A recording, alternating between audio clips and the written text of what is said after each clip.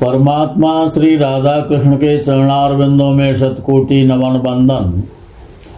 मित्रों को, जिज्ञासुओं को, ज्योतिष विज्ञान प्रेमियों को हर हर महादेव, बम बम भोले, नमः शिवाय। मित्रों, लग्नेश और लग्न बहुत महत्वपूर्ण होते हैं, क्योंकि लग्न केंद्र भी है और त्रिकोण भी है, अर्थात लक्ष्मी और विष्णु दोनों का ही भाव है। धर्म त्रिकोण है, त्रिकोणों में लक्ष्मी का वास है, केंद्रों में विष्णु का वास है। त्रिकोण 1, 5 और 9 और विशेष रूप से 5 और 9 ये धन को देने वाले हैं, धनदाता हैं, इनके स्वामी। 1, 4, 7 और 10 जो केंद्र हैं, जो विष्णु के स्वरूप माने जाते हैं, वो सांसारिक समृद्धि देते हैं। सांसारिक समृद्धि व्यापार है, पत्नी है, जॉब है, प्रोफेशन है, मकान है, भूमि है, वाहन है, इनको देने वाले होते हैं। जब केंद्र और त्रिकोण का परस्पर संबंध हो जाता है तो व्यक्ति का जीवन राजसी होता है और वो राजा के समान जीवन व्यतीत करता है, सुखमय जीवन व्यतीत करता है। संबंध के प्रकार, पहला जो प्रकार है केंद्र और त्रिकोण के संबंध का, कि एक दूसरे को दृष्टि के द्वारा वो देखें। दूसरा प्रकार है कि एक ग्रह की दृष्टि दूसरे ग्रह पर हो, यानी केंद्र के स्वामी की दृष्टि त्रिकोण के स्वामी पर हो, तो ये भी संबंध में आता है। या केंद्र का स्वामी त्रिकोण को देखे, या त्रिकोण का स्वामी केंद्र के स्वामी को देखे, तो ये एक तरफा दृष्टि संबंध भी राजयोग बनाता है, लेकिन कमजोर राजयोग होता है। जब दोनों ग्रह केंद्र और त्रिकोण के स्वामी एक दूसरे को देखते हैं तो वो बली राजयोग होता है। और जब एक दूसरे से केंद्र और त्रिकोण के स्वामी जब राशि परिवर्तन कर लेते हैं तो वो और ज्यादा बली राजयोग हो जाता है। जब केंद्र और त्रिकोण के स्वामी एक दूसरे के नक्षत्र में बैठते हैं तो और उससे भी ज्यादा बली राजयोग होता है। और जब केंद्र और त्रिकोण के स्वामी एक दूसरे से केंद्र में होते हैं तो उससे भी ज्यादा बली राजयोग हो जाता है।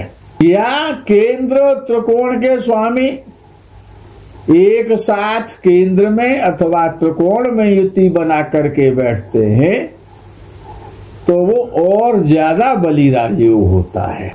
यदि बड़ा ध्यान पूर्वक सुने, बहुत महत्वपूर्ण फैक्टर आ रहा है कि जिस राशि में जो ग्रह बैठा है, एक ही राशि में स्थित एक ग्रह अपनी नीच राशि में हो, कोई भी ग्रह अपनी नीच राशि में बैठा हो और उस नीच राशि का स्वामी अपनी उच्च राशि में बैठा हो, तो वो ग्रह जो नीच राशि का है वो बहुत शुभ फल देता है, अर्थात उसका नीच भंग हो जाता है। यदि लगन का स्वामी लग्नेश मिथुन राशि या तुला राशि में बैठे ऐसा व्यक्ति बहुत बुद्धिमान होता है। मिथुन राशि या तुला राशि में यदि किसी का लग्नेश बैठा हुआ है तो ऐसा व्यक्ति एडवांस बुद्धिमान होता है। और यदि लग्न का स्वामी किसी शुभ ग्रह की राशि में बैठे और किसी शुभ ग्रह से दृष्ट हो तो ऐसा जातक 16 वर्ष की अवस्था के बाद धनवान होता है, धन कमाने लगता है, उसको धन की प्राप्ति होती है और समस्त प्रकार के ऐश्वर्य और सुख उसको प्राप्त होते हैं।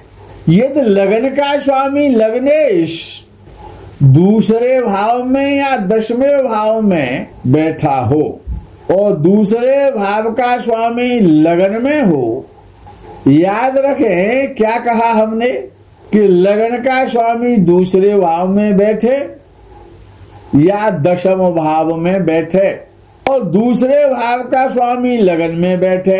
तो इस प्रकार का योग जिस कुंडली में बनेगा उस कुंडली वाला जातक पुरुष हो अथवा स्त्री 20 वर्ष अवस्था के बाद में 20 वर्ष का होने के बाद समस्त सुखों को प्राप्त करता है, धनवान होता है, यशस्वी होता है।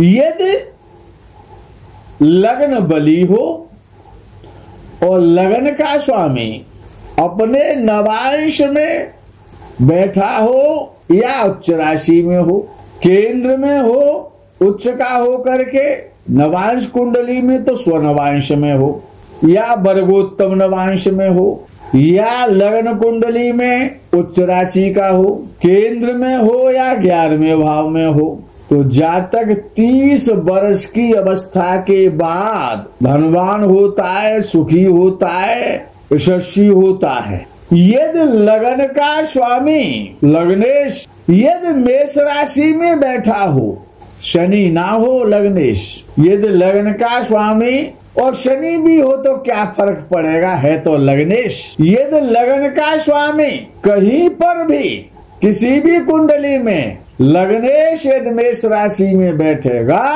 तो ऐसा जातक झगड़ालू होगा, क्रोधी होगा, तत्काल एक्शन लेने वाला होगा, क्रोधी होगा, जिद्दी होगा।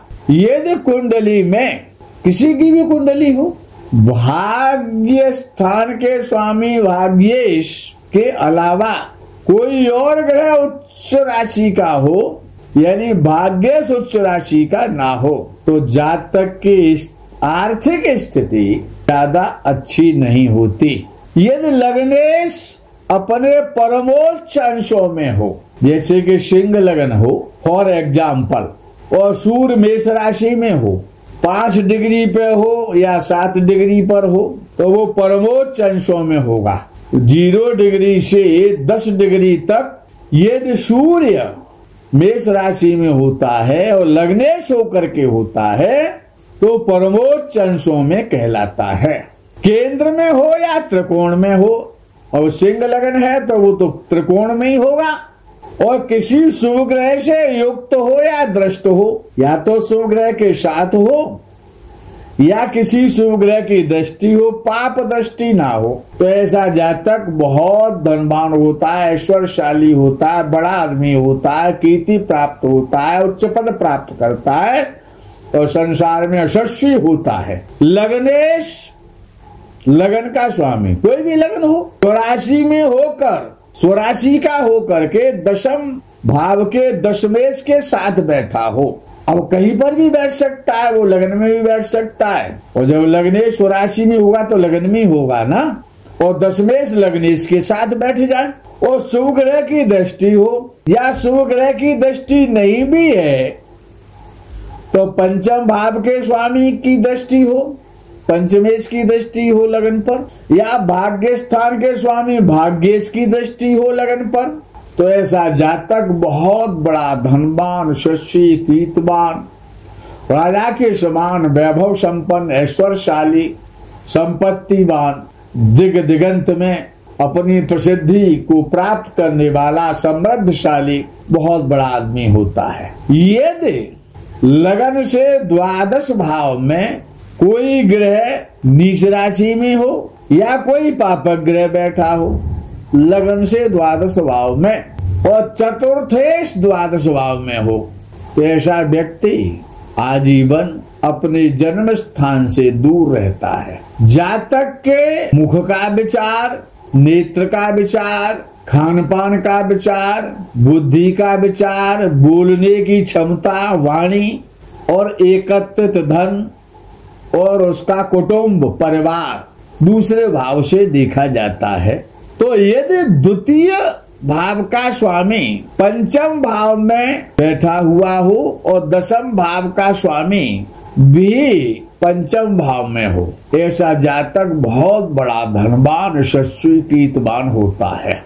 किसी का लगन मिथुन हो या कन्या हो, स्पेशल सूत्र है, मिथुन लगन हो या कन्या लगन हो, बुध लगन में बैठा हो, शनि और शुक्र से युक्त हो या दृष्ट हो, ऐसा जातक बहुत धनी होता है, यशस्वी होता है, दीर्घायु होता है, कीर्तिवान होता है, समस्त प्रकार के सुखों को प्राप्त करता है। यदि लगन मीन हो या धनु हो, विशेष सूत्र है, लगन मीन का हो, मीन राशि का या धनु राशि का हो और बृहस्पति लगन में हो, सूर्य और मंगल उसके साथ बैठे हो या सूर्य मंगल की दृष्टि हो, तो ऐसा जातक बहुत कीर्तिशाली, धनवान और यशस्वी विख्यात होता है। मकर या कुंभ लगन हो और शनि लगन में बैठा हो, या तो मकर लगन हो अथवा कुंभ लगन हो, शनि लगन में बैठा हुआ हो और बुध और शुक्र साथ बैठे हो या इनकी दृष्टि हो लगन पर, तो जातक बहुत बड़ा व्यापारी, यशस्वी, कीर्तिवान, धनवान, समस्त सुखों को भोगने वाला, राजा के समान वैभवशाली जातक होता है। दूसरे भाव का स्वामी द्वितीयेश, नवम भाव का स्वामी नवमेश और 11वें भाव का स्वामी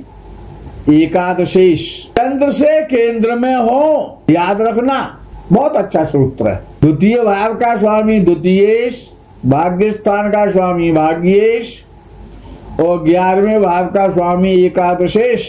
चंद्र से केंद्र में हो, द्वितीय और दूसरे भाव में और 9वें भाव में शुक्र हो, किसी भी भाव में शुक्र हो, दूसरे में हो या 9वें में हो, तो ऐसा जातक राजा के समान साम्राज्य रखने वाला, बहुत धनवान, प्रॉपर्टी वाला, बहुत सारे मकान और जमीन जायदाद बनाने वाला, यशस्वी और कीर्तिवान विख्यात होता है, ख्याति प्राप्त होता है।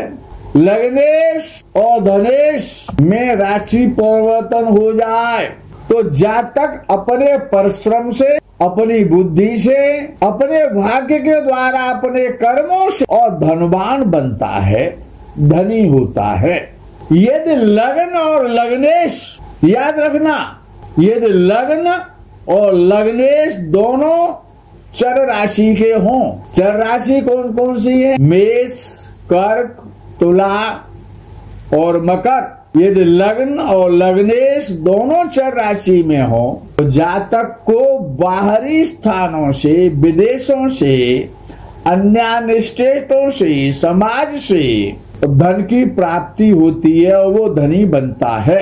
लग्न और लग्नेश दोनों ही स्थिर राशि में हो, स्थिर राशि 2, 5, 8 और 11 स्थिर राशियां, तो लग्न और लग्नेश, लगन भी स्थिर राशि का हो और लग्नेश भी कहीं पर बैठे तो स्थिर राशि में बैठे, तो जातक अपने ही प्रांत में, अपने ही देश में बहुत बड़ा धनवान बनता है, समृद्धशाली होता है, कीर्तिवान होता है और यशस्वी होता है। मित्रों, आज के प्रकरण में यही विराम। आगे के प्रकरण का, वीडियो का आप इंतजार करें। तब तक के लिए पितृपक्ष चल रहा है, श्राद्ध पक्ष है, बड़े मन के साथ में तन मन धन से गायों की सेवा करें, कुत्ते और कौवे का भी विशेष रूप से ध्यान रखें, उनको भी भोजन कराएं, उनको भी तृप्त करें। तर्पण करें या ना करें ये आपका विषय है। श्राद्ध करें या ना करें, ब्राह्मण भोजन कराएं या ना कराएं, कराना चाहिए, आवश्यक है। लेकिन यदि आप कुछ भी नहीं कर सकते हैं तो गौ सेवा तन मन धन से करें, पूरे मनोयोग से करें कि वो सारे पितृ देवता, पितरीश्वर, ब्रह्मा, विष्णु, शिव, समस्त तीर्थ गाय में वास करते हैं। इसलिए गो सेवा हर सनातनी को करनी चाहिए यदि वो सुखी रहना चाहता है तो। मित्रों, आज के प्रकरण में यही विश्राम। इंतजार करें, तब तक के लिए हर हर महादेव, बम बम, भोले नमः शिवाय। जय गो माता दी।